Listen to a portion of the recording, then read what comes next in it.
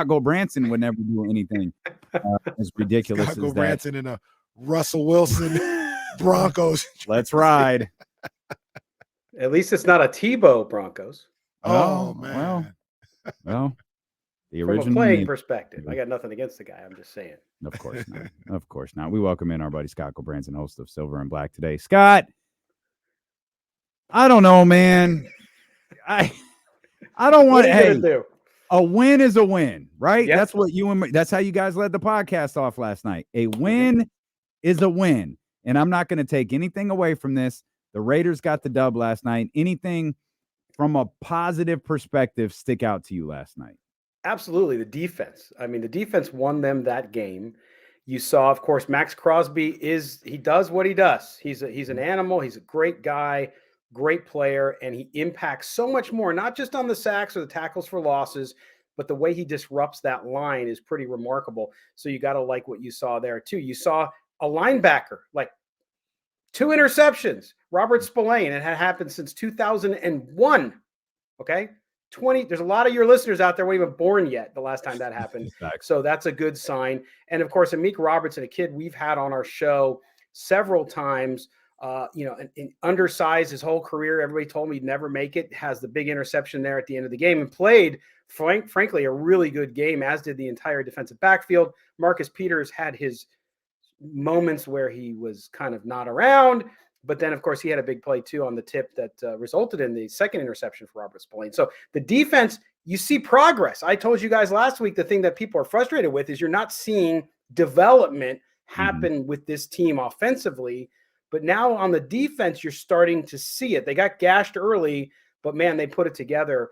And at least coming out of that game, that would be my most encouraging sign that there might be a turnaround, at least on the defensive side. Yeah, I agree with you too, man. And one of the things that we talked about earlier is outside of the Bills game, the defense you would think played okay. Like they've been fine. They've kept you in games and given you an opportunity to win. And much like the Denver game, the Raiders were able to take advantage this time. But I looked at you lay down some of the names right there. But I looked at the playmakers making plays. Max Crosby was all over the place. And Marcus Peters, that's what he is at this point. He's not a cover corner. He's not a shutdown corner. He's a playmaker. And he made some big plays last night, got his hand in there to force that first interception. And then, I mean, heads up play, like I'll take the horse collar penalty over the touchdown. In a lot of ways, saved the game. Yes. It's a great point. I mean, I think a lot of folks are looking at that one. And of course you have your people who are outraged. How can they do that? That shouldn't be allowed. He took the penalty. Hey, he paid the price. The Raiders paid the price. But yeah, he saved the touchdown. And that is a difference maker, Casey. I mean, that changes the whole dynamic of the game. So yeah, you can look at a player like that. And I think you touched on something really important with Marcus Peters, whereas it's at this point in his career, he's not a cover corner. He's going to do some things in the game that are going to drive you crazy because he doesn't tackle well. Not that he's ever been a great tackler, but that sort of stuff's going to happen. But then when the game mattered and when it was on the line and he had to use his head, in that case of the horse collar, he did. And so you got to give him credit for that. Mm-hmm. I do want to, one thing that really stood out to me, they didn't commit a ton of penalties last night, which, in a game, 17-13, those types of things come into play. And Scott, you've been screaming for this for weeks now. You talk about the defense stepping up, force a turnover. I think they had more turnovers last night than they had all season. And you see the results, even though things were still a bit shaky on the offensive end, it resulted in them, getting a victory. Yeah, no question. And I think that's from a defensive standpoint and from a mindset, it really was interesting because on our show after the game, I talked about it. And that was what I said at the beginning of my conversation with you, which is Max Crosby. Man, when he caught fire around the second, I think it was the second or maybe the third offensive drive for the Packers, the whole mood and vibe around that defense and energy changed. And it goes to show you when you have a bookend player like that. Now, hopefully you have two, but they have one right now. When you have a bookend player like that and a guy that's so focused and relentless, it can change the attitude and sort of that whole desire on that side of the ball. And that's exactly what he did. And it was great to watch. I'll tell you, just good to see a good defensive performance for a change from the Raiders, one that won them the game. You know, we were just talking about we had a conversation about the NBA and teams that you like watch and play and things that aren't your own team. And in this particular case, I'm talking about a player. I really enjoy watching Max Crosby play. Like I really enjoy watching him play. He's relentless. He gives maximum effort every time, no matter the situation in the game or the season or anything else like that. And it was good to see him on the Monday night platform shine bright like he did last night. Absolutely. And doesn't he remind you, like, if Max Crosby was out there and he was working at the local auto shop and you said, "Hey, I'll give you a chicken sandwich and a Snickers bar. You want to go play football?" You'd say, "Hell yeah, you don't even have to give me that," right? He loves the game. He just wants to play the game. And in every time he speaks after he plays, he says, "Look, I just want to be the best I can be." And man, if half the team could catch that vibe, they would be in a much better place.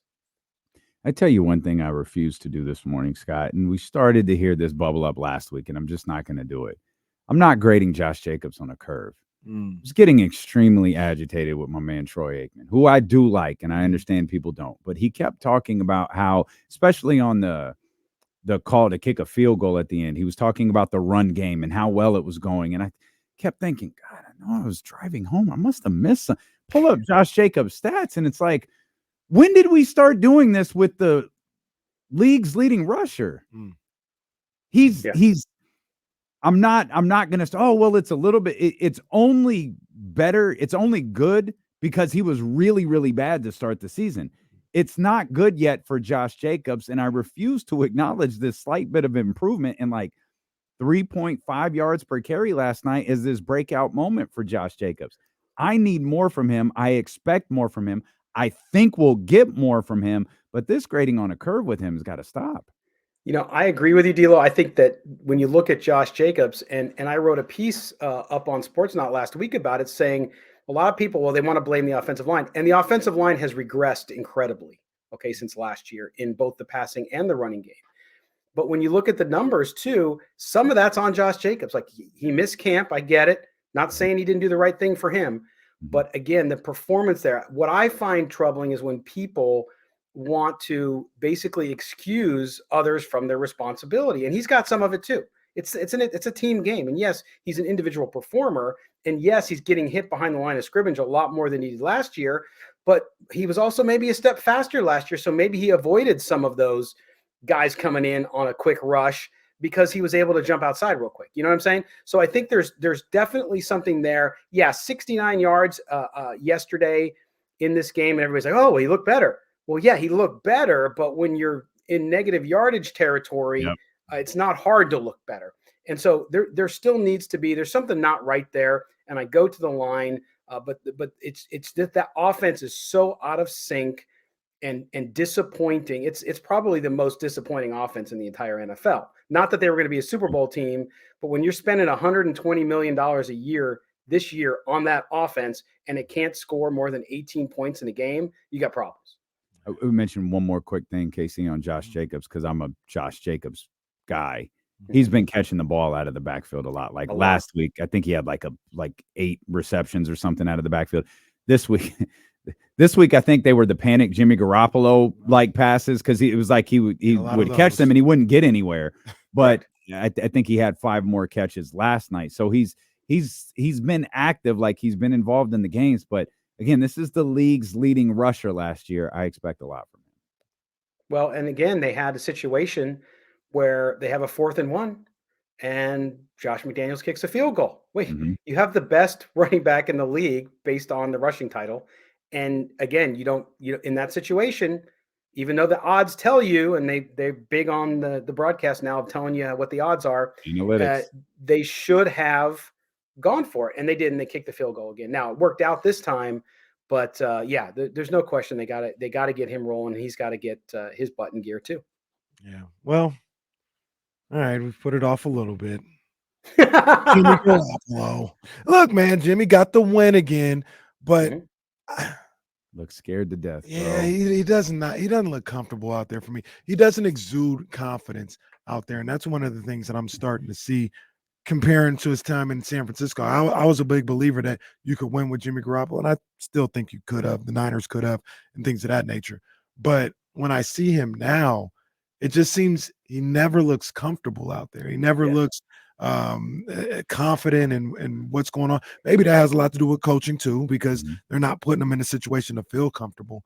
But just, I guess, skittish is the word I'm looking for Jimmy. But at the end of the day, he makes just enough plays to get a win, and you tip your hat to that.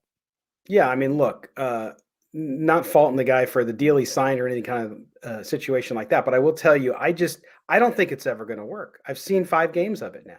Now, I know he missed 1 game, so it's really 4 games for him, but I don't see the connection there. I see having the best wide receiver, at least one of the best wide receivers in the NFL. Real quick, Scott, I want to ask, not going to work how?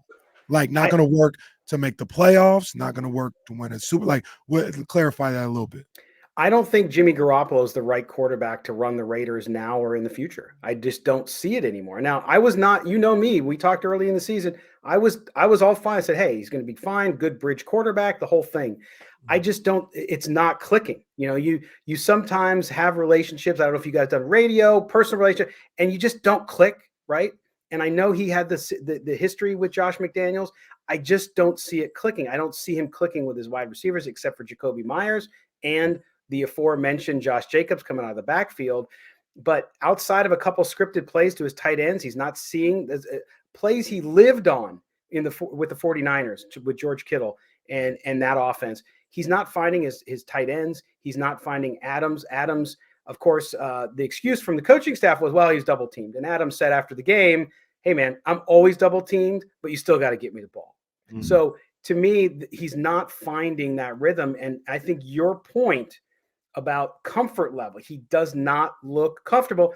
And frankly, that's how Derek Carr looked in the offense last year too. I'm not comparing those two guys. I still think the Raiders made the right choice moving on from Carr, but they look the same. That you talked about it, kind of that weird look on their face. They don't look like they know what they're doing. And these are veteran quarterbacks. They know what they're doing. Right. So to me, there's something else there. You could point at coaching. That's fine too. But at this point, this team needs to find a franchise quarterback, or at least what it has in its 4th rounder, and figure out what's going to go on there and how they're going to build for the future. I'm going to do exactly what Scott told me to do. I'm going to point at the coaches. Players, this is not on you. It's not on you, because if this is an issue with Derek Carr and Jimmy Garoppolo, now you could feel however you want to about both of those quarterbacks, and I think everybody does. Right. The fact that they exude the same exact tendencies in the same offense, like I feel like that tells you a little something. Great stuff, Scott. We appreciate you. I know it was a bit of a hectic day for you, man. Thanks for making time for us. We would have hated to not talk to you today. Well, thank you for letting me come on a little bit late, and I was having camera issues. It's just one of those days, but that's cool. Oh, hey, man, it's like that. Tomorrow's a new one, man. That's all. Yeah, that's all we just ride, baby. Just let it ride, man. That's all we do. At the end of the day, Scott, it's still a Victory Tuesday. You know that's right. Take that from W Tuesday. We appreciate you, Scott. Thanks, buddy. Take care. Bye-bye.